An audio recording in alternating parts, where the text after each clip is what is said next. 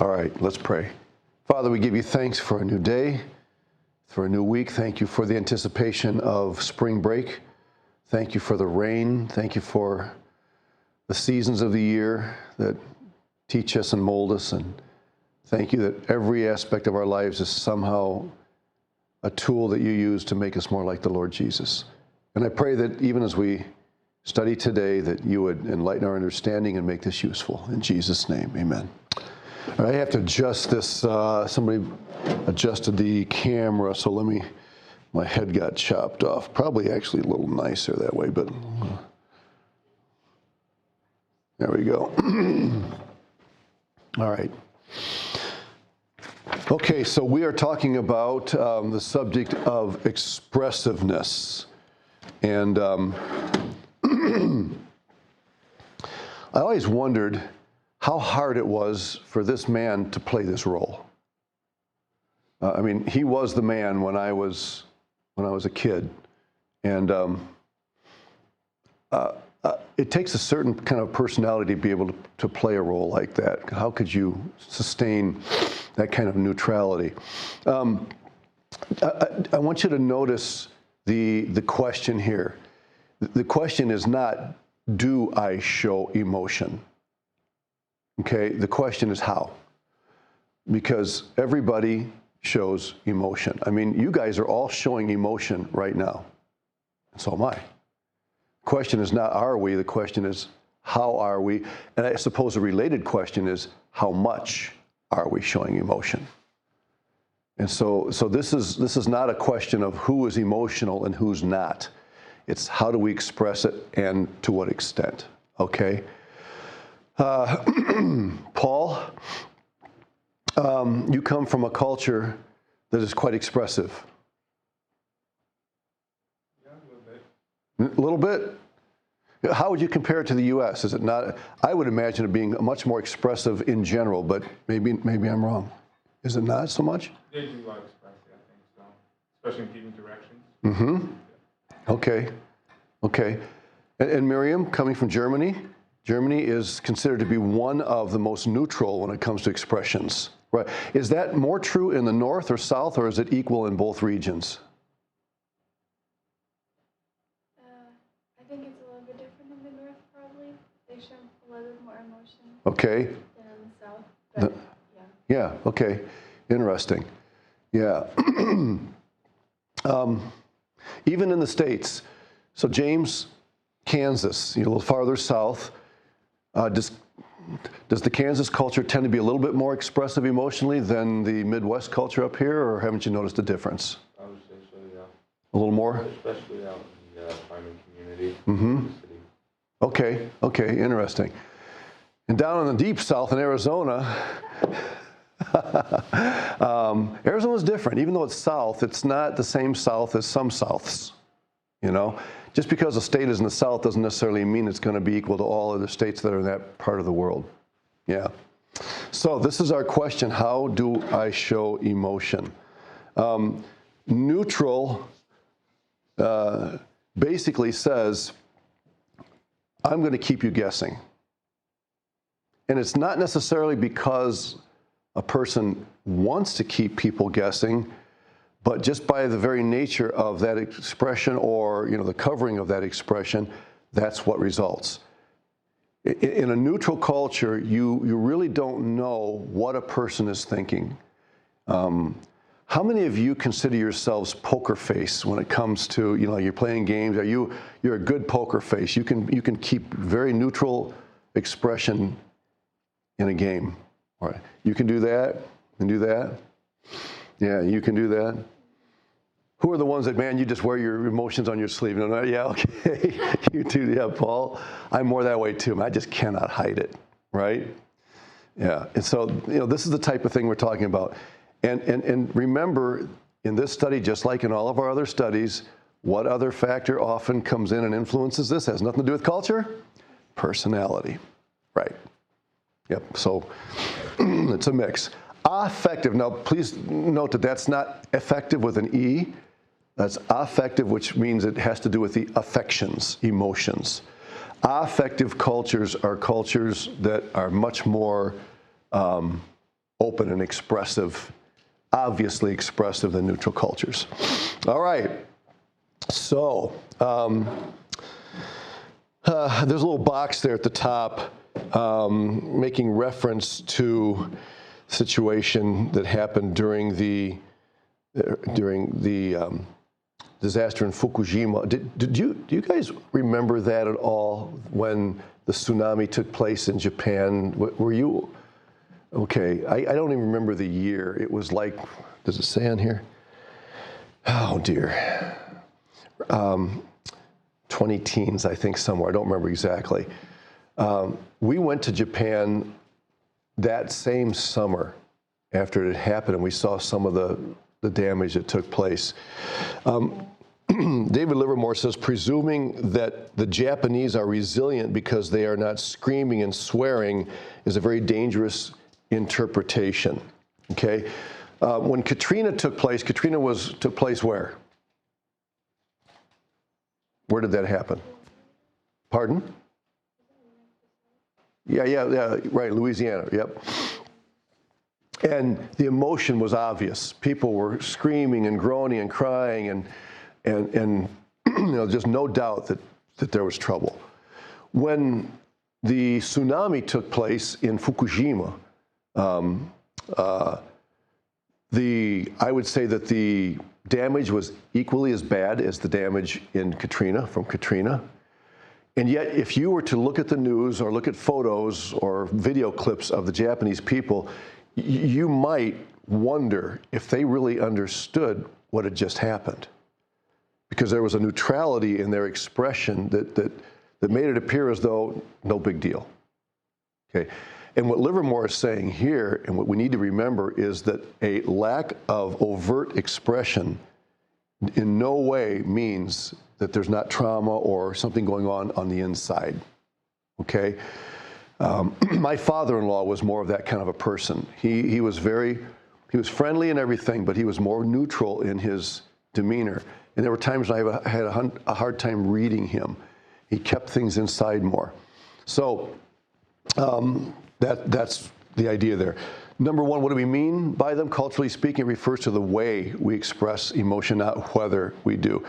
A couple of examples, and letter A is the word Japan, and I actually had a couple of video clips from Livermore, but I'm just going to kind of try to tell the story because, as I said before, video clips sometimes cause trouble for the YouTube will ditch the whole video because of a video clip it doesn't recognize. Japan is one of the most culturally neutral countries in the world. Now, Germany is also understood as being very culturally neutral, but Japan maybe even more so. Korea is also more neutral. A Korean saying, never trust a man who smiles in a photo. Is it still, I just had my driver's license renewed last week. The guy didn't tell me not to smile, but I didn't because I wasn't sure. Do you guys know if they used to say you can't smile. You did? Okay. I think the reason they did that was because if you get pulled over by a police officer, you're probably not going to be smiling. So they want your driver's license to look the way that you'll look when you meet the officer. You smile, you change a lot of things. Somebody counted once how many muscles there are in your face. And you probably have heard people say it actually takes more muscles to frown than it does to smile. I don't know if that's true or not. But this is all tied into this whole discussion. So the story, there is a story about a mother and daughter that he tells in Japan.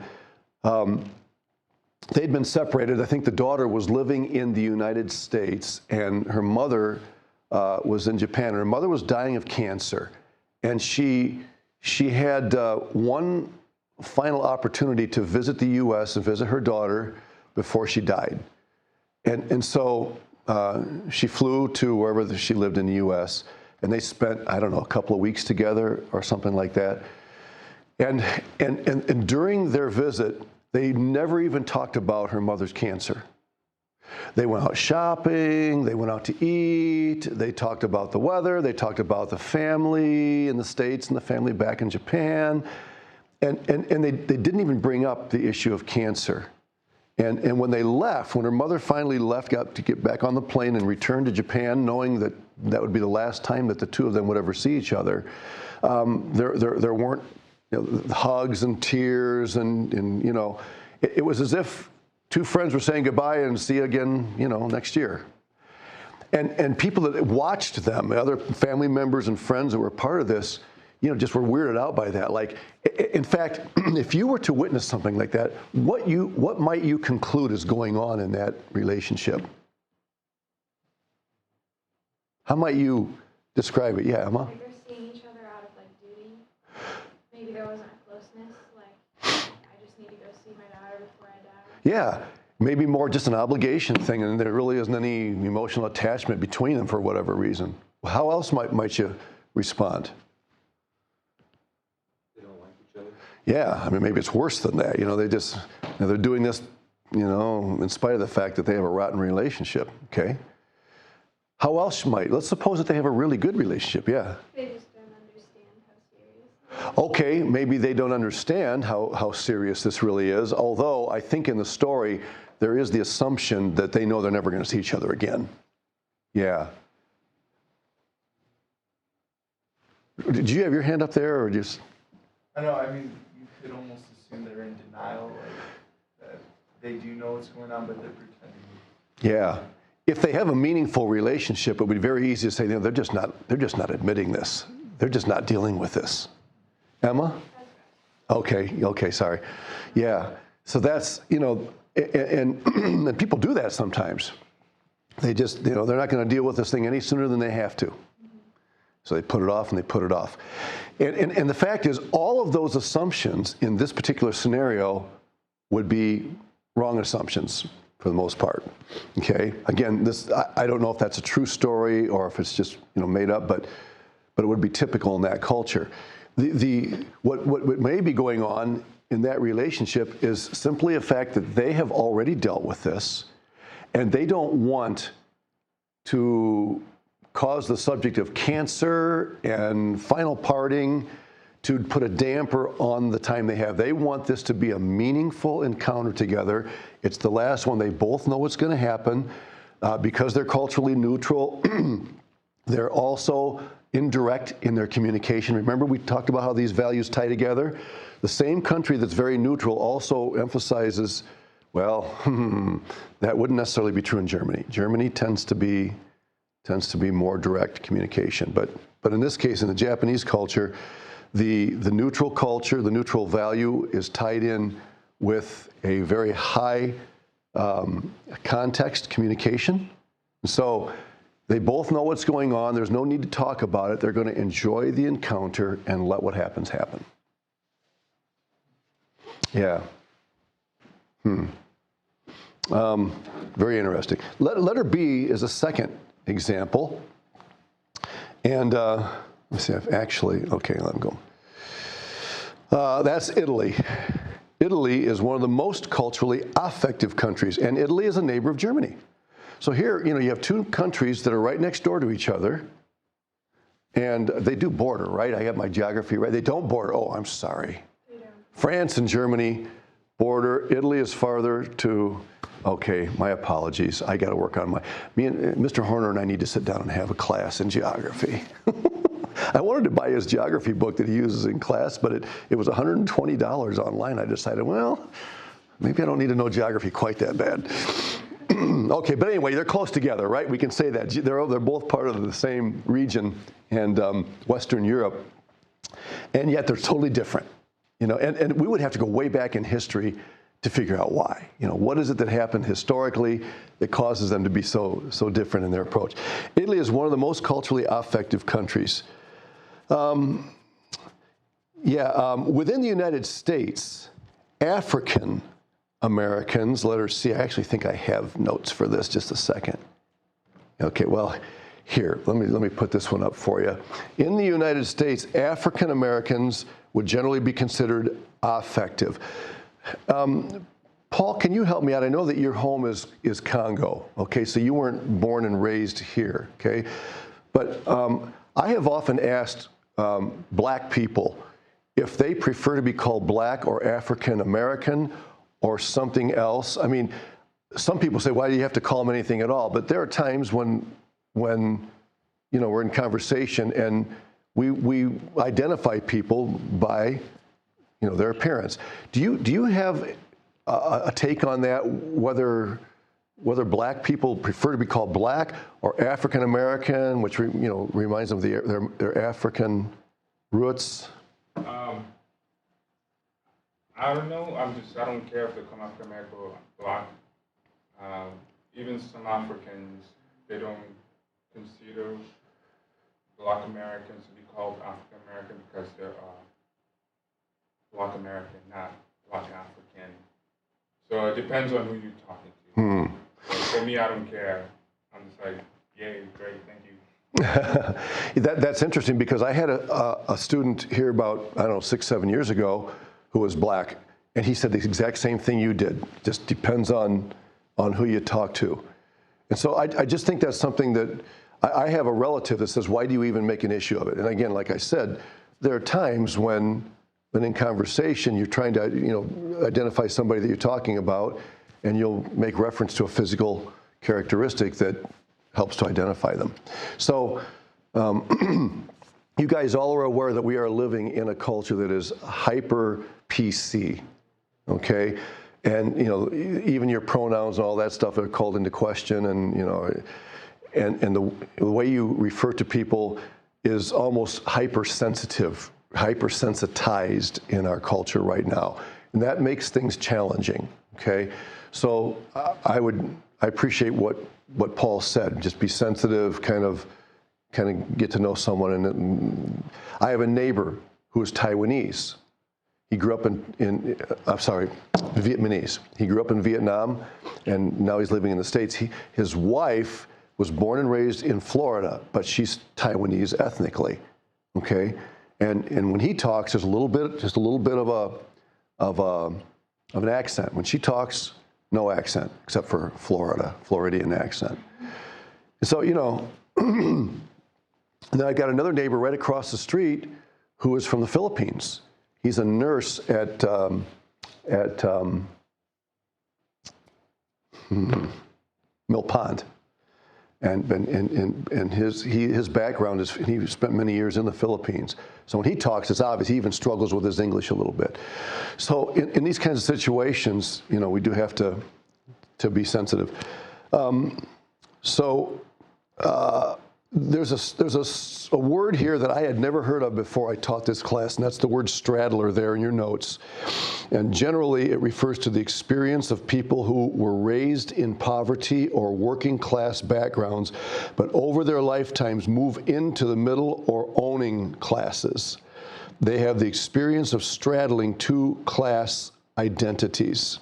Okay? Now, straddler normally refers to economic class differences. It's not so much ethnicity, but it's people who grew up in a poor family, but they became middle class or rich over time.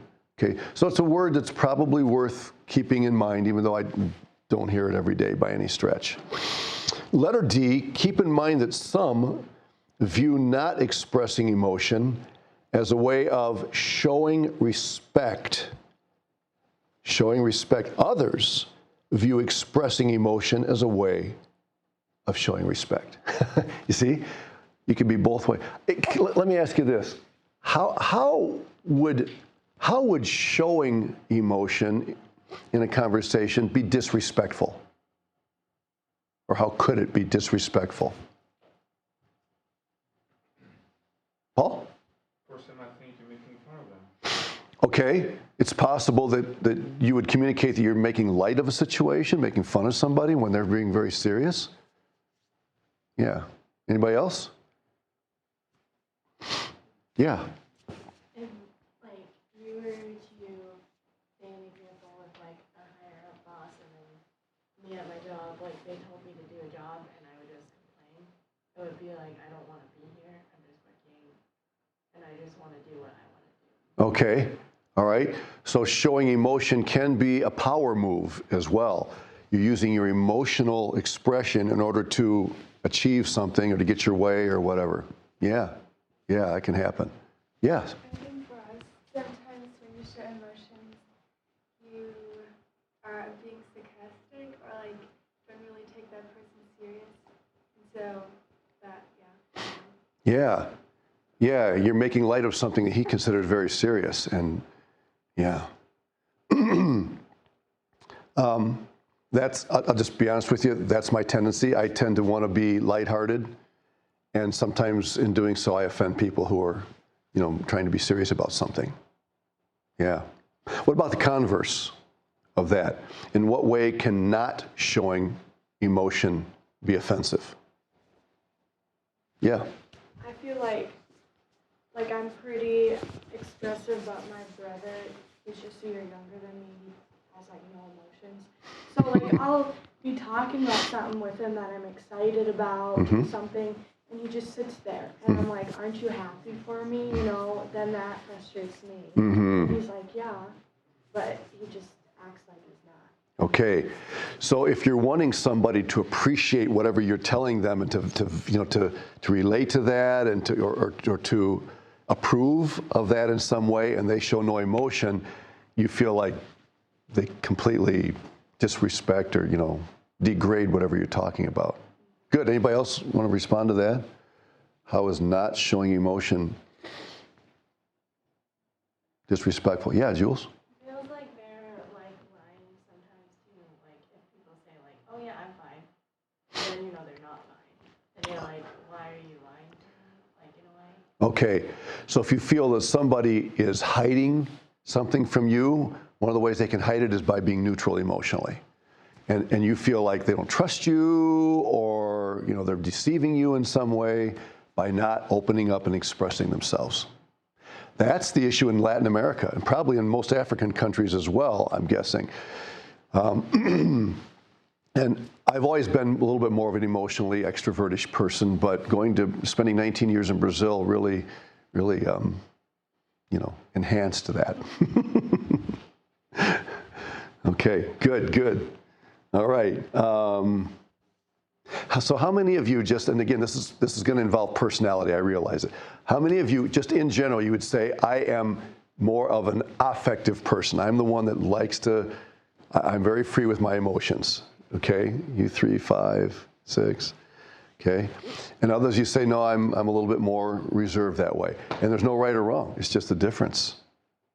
Okay, and again, you can see, let's see. Yeah, Ethiopia is, again, it just depends on who does the research and who they talk to. I've never seen Ethiopia up there except for this one, but, apparently it is. Yeah, and I would not put Brazil that close to the U.S., although the U.S., I think with time has become increasingly affective because of the influence of the Latino culture and I think just the inroads that other ethnicities have made into our country forces Americans to be a little bit more affective because you're dealing with so many different kinds of cultures. Anyways, so, all right. Let's move on. Letter number 3, neutral. Oh, yeah, sorry, let me just ask this question. Is the USA effective or neutral? One quote says, the U.S. stands between two extremes. Now, maybe somebody just wanted to show the U.S. as being the perfectly balanced country, okay? I don't know. Again, everything is a moving target. The USA stands between two extremes, affective cultures like Latin cultures in which people express their emotions quite spontaneously, and neutral cultures like some Asian cultures in which people make great efforts to control or even hide their emotions. On the one hand, Americans frown on highly emotive, irrational expressiveness, but they do thrive on seeing people express warmth and responsiveness when they are talking to people. Yeah. Where's one place you can go in almost every country in the world and find affective characteristics, emotions? What kind of thing can you go to in any country of the world and find high level of emotional expression?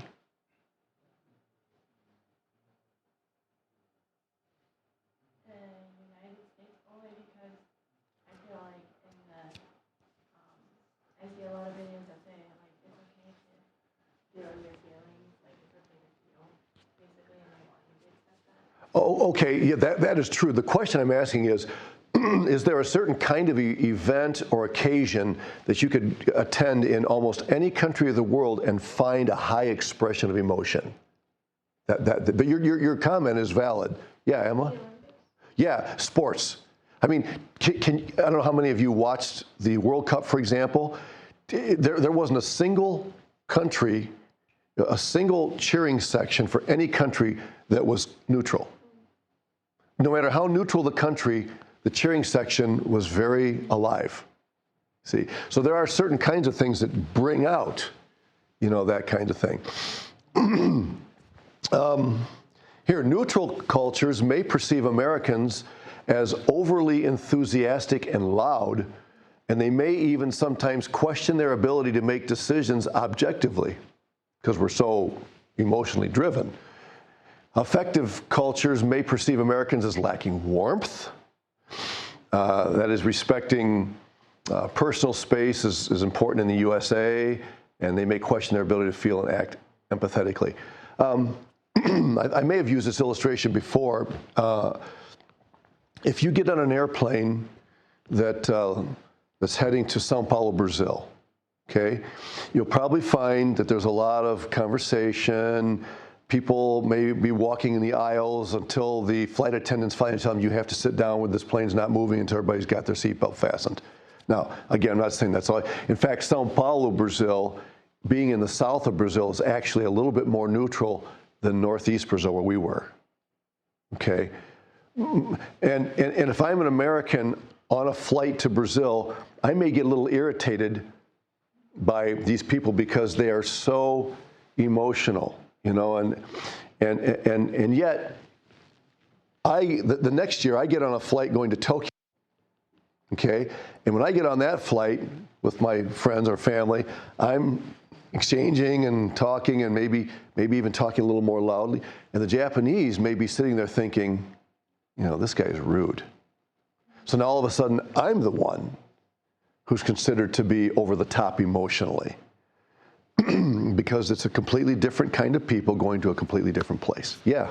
In more neutral countries, would the effectiveness change like the closer you get in relationship, or do they tend to be pretty neutral? Yeah, I mean, everybody has a window of parameters. Yeah, and you're right. The more intimate your relationship is with somebody like family or or schoolmates or workmates or whatever, yeah, the more affective you'll naturally become. So there's elasticity in every country. Yeah. Yep. That's a good question. All right. So I give you the examples here of Japan and Italy, the U.S. I think we already filled all that in, right? Okay. And I will try to remember that Italy is not bordered on Germany. Thank you. I tell you guys that, when you get things wrong on tests and stuff, those are usually the things you end up remembering best afterward. I'll never forget that, Miriam. I owe you a great debt of gratitude for teaching me geography. All right. Okay. Neutral cultures. This is not in the notes, but okay, yeah. The greater show of emotion is more respectful. In some, lesser show of emotion is more respectful. That's that. I guess that was letter D there. Okay. Number 3, neutral cultures. People make a great effort to control their emotions. Now, frankly, most people in neutral cultures do not have to make an effort to do that. It's something that they learn from the time they're in diapers. Okay, it becomes a natural part of them. So if you are from a more affective culture and you go to live in a more neutral culture, you're the one that's going to have to work on that more. And this is me.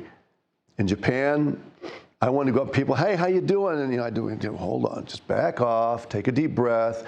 Don't be so quick to make friends because you'll actually end up pushing them away by being overbearing. And I tend sometimes in relationship to be overbearing. I don't even know this guy, So letter A, reason dominates feelings.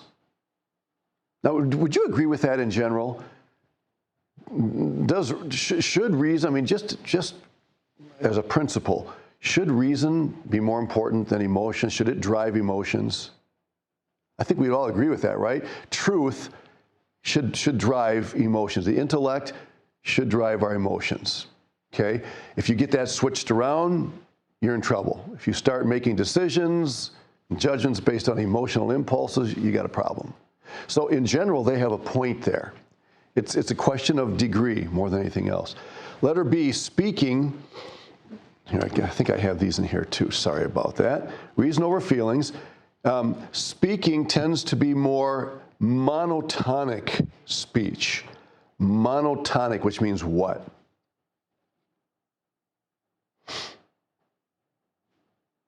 Non-expressive, and your voice isn't like. Yeah, so if I am teaching in a very neutral culture and I am exaggerating, I'm going to be very careful. I'm not going to go to Japan and say, okay, welcome to class, everybody. So good to have you here. How was your day yesterday? Tell me about it. You know, they're going to look at me like, get me out of here. The feelings of insecurity will rise to a dangerous level, see? But if I go into the classroom in Brazil and I say, morning, everybody. Welcome to class. Let's open our notes to page 35. You know, they're going, well, a little, hey, can we, you know, get a little life in here? And I learned that in the classroom in Brazil. People ask me, what's the biggest difference between American students and Brazilian students? And the biggest difference, and this is, there are probably other differences, but the one that stands out is Brazilian students are very spontaneous. And that kind of goes along with that. People who are more emotional, affective, tend to be more spontaneous. And one of the biggest problems I had in the Brazilian classroom was keeping on task. We'd be going through the notes and, Pastor, I have a question here. It's not totally related, and it had nothing to do with the class. And they would ask the question, and I want to make friends. And so I would answer that question. Next thing you know, you've gone 15 minutes completely away from the class. And I remember, I don't know how many times I had to tell them, hey, we got to come back to the notes. Oh, yeah, we got to come back. Oh, but, and that's just, so being affective also tends to go along with being spontaneous. You're not as concerned about staying on task necessarily. I think that's probably an overstatement, but monotonic speech actually kind of helps to communicate that. Cooler introductions. Yeah, there's often a coolness, I guess is the word there in the blank. There's often a coolness in the way people present themselves. And that coolness can be misinterpreted to be unfriendliness. Be careful. Especially if you're in an Eastern European country and people are cool towards you, don't misinterpret that as we don't like you. Okay? What they may be simply saying is, we want to get to know you, but it has to be at our speed. Okay? Story is told of a guy that went into a ice cream store, or I guess it was a little market that sold a lot of things, and it was somewhere in Eastern Europe. And he went over to the ice cream place, the what do you call it, the ice cream cooler. He opened it up to grab an ice cream bar, and the owner, hey, yelled at him. Sorry, yelled at him. I did that on purpose. And said, what are you doing? Get out of there. Sorry, man. You tell me which one you want. I'll get it for you. Okay. What happened? Well, this guy lived in an area where theft was the order of the day. And people just knew that when you go into a store, if you reach for something, even if you plan to pay for it, you're probably going to be accused of thievery. And so what happened was, I'm so sorry, so I didn't know that, where I come from, and so the guy reached in. And after a while, I don't know if it was weeks or months, he would come back and frequent that place. And he eventually got to the point where he came in and the guy, hey, good morning. Yeah, go pick out, just get whatever you want, bring it over and we'll take care of it. There had to be a slowly, a building of trust. And part of the reason for a neutral response is because you haven't proven yourself to me, and so I'm not sure I can trust you. It doesn't mean I don't trust you. It just means I can't trust you until we get better acquainted. You understand the difference between saying I don't trust you and I can't trust you? There is a big difference. And in some cultures, if you don't trust people right away, there's not a welcome, spirit right off the bat, they're offended by that. And so this guy had to learn, okay, and once he got acquainted with this guy, he became part of the family.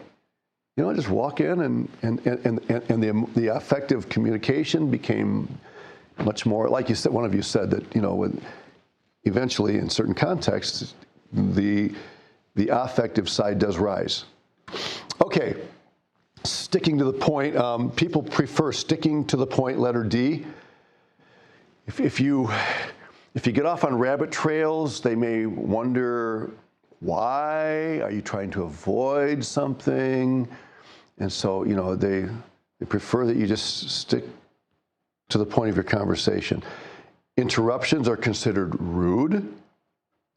So, in a neutral culture, you're talking to someone, let's go back to Japan, for example, and you say something to a person, and then there's just total silence. And, maybe you've even asked a question, and the person just looks at you before answering. And you're thinking, maybe I didn't make myself clear. Maybe the person doesn't know how to answer the question. The person may already understand exactly what you said and know exactly what he or she is going to say. But the pause is intentional. That neutral response at the beginning is intentional. Why? By pausing before responding to you, what is the person communicating? Yeah. Are they wanting to make sure you're done talking? Part of it is to make sure that you have finished what you're going to say before they respond. That's good. What else? Paul? If the answer they're gonna give it to is gonna be something important, so something that you are seeking. Okay, say that again. Like if the answer they're gonna give it to you is something that you're seeking. Okay. Yeah, if it's something important. Okay, good. It almost gives the indication that they spent a moment to think about it and gather their thoughts before they just Yeah, the fact that they're taking time to think about it, even if they already know what they're going to say, they're telling you this is important enough to ponder for a few moments before I answer you. And people from affective cultures often get confused by that. They think, what's the problem? Why aren't you responding? They want more spontaneous, more, right now. And sometimes you're actually showing respect by saying, so interruptions are especially rude. I mean, that's the ultimate offense. I'm beginning to say something to you and you interrupt me, and man, in a neutral culture, that just doesn't go over well. Okay, silence is respectful. The long lapses of silence, letter F, long lapses of silence are welcome and expected as a sign of respect. Yeah. I'm just going to tell you guys, that's hard for me to do. If somebody asks me a question and I pause for a while, I get really nervous because it makes me feel like they think I don't know the answer or that I don't want to answer or whatever, Anybody else that way when you like to speak up right away when somebody says something? Yeah. That's me. Yep. And if I ask somebody a question and they just look at me, I'm thinking, okay, I'm being analyzed.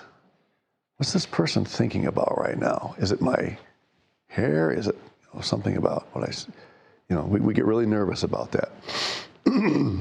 Okay, affective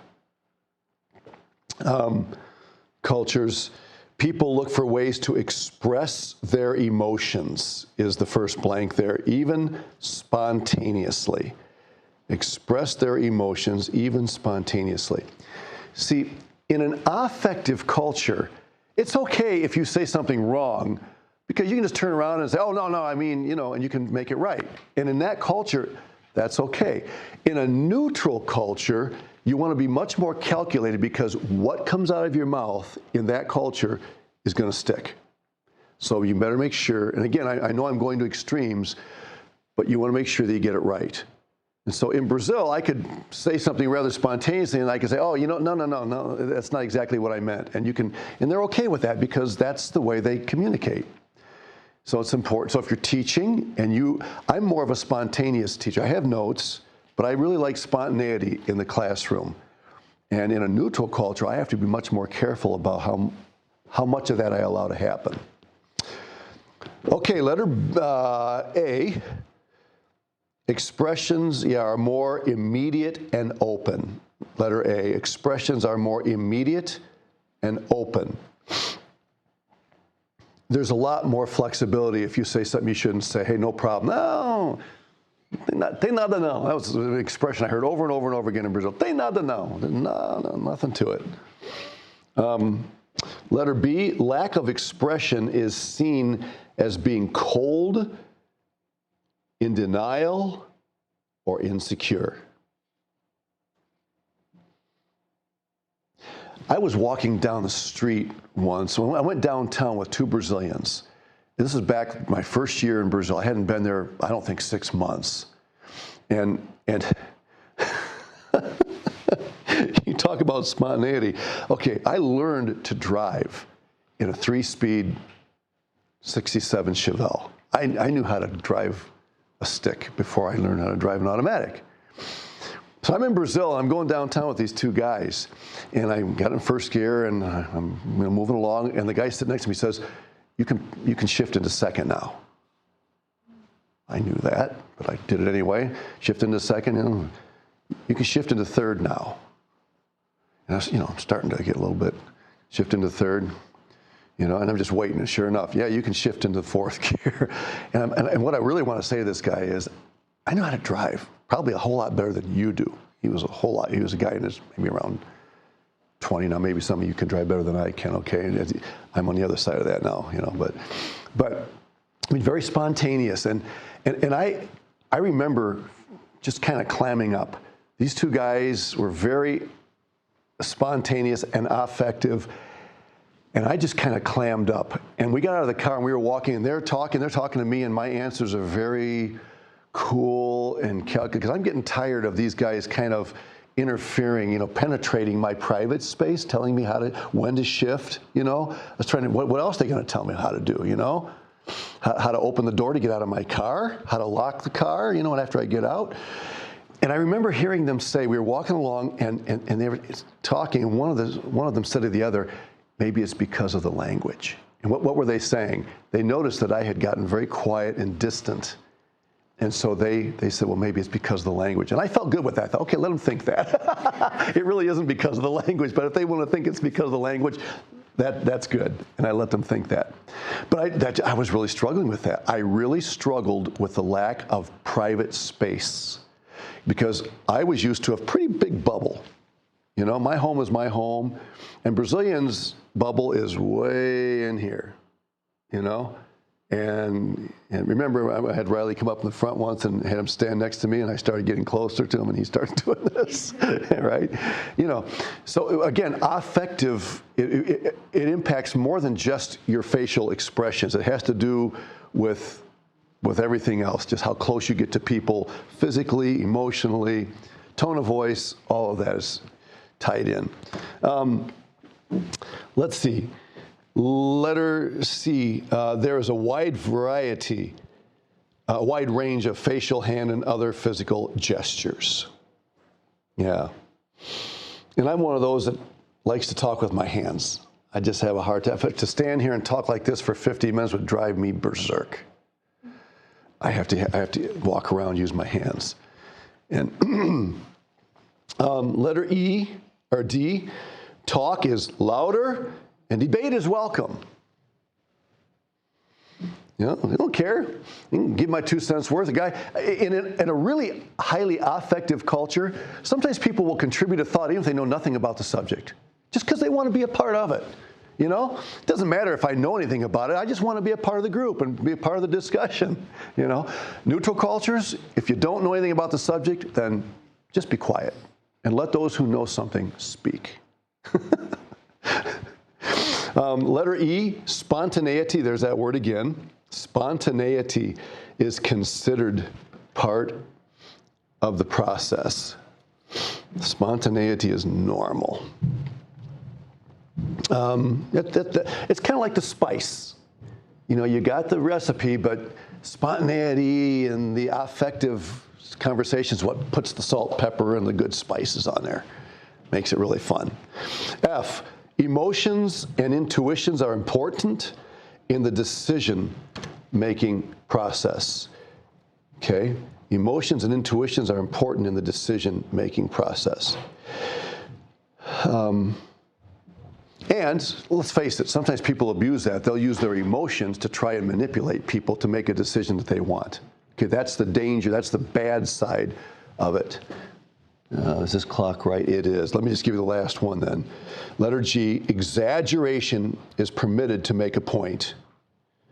Exaggeration is permitted.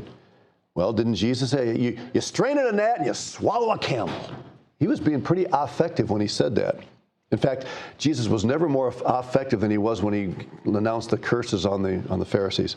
Okay, and then the U.S. leans toward affection, but is fairly well balanced. If you had to choose one or the other, depending on where you are in the country, as a general rule, it's considered to be a little bit more affection than neutral. Okay, thanks, guys. Yeah, Paul?